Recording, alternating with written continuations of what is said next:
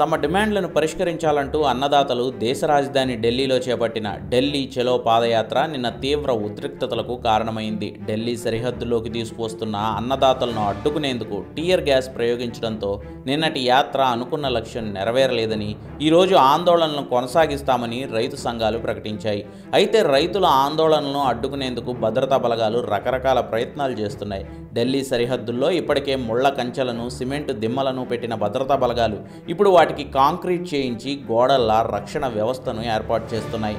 ప్రత్యేకించి టిక్రీ సరిహద్దుల్లో సిమెంటు దిమ్మలను రాత్రికి రాత్రే కాంక్రీట్ చేయించి గోడల్లా నిర్మించారు అధికారులు.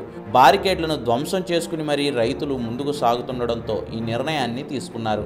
ఇక ఢిల్లీలో పోలీసుల ఆంక్షలతో జనం నరకం చూస్తున్నారు. చాలా దారుల్లో ట్రాఫిక్ గంటల తరబడి నిలిచిపోతోంది.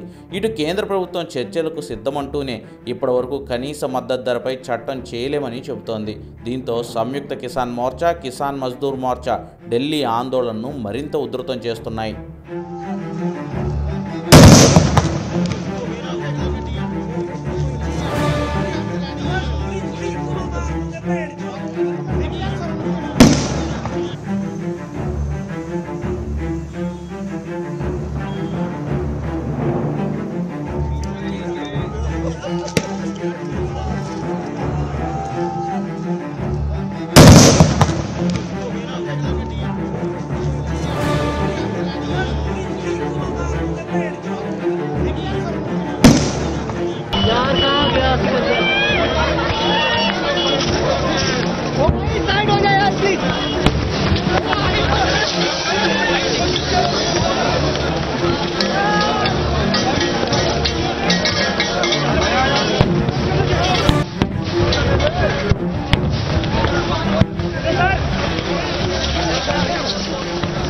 Turto.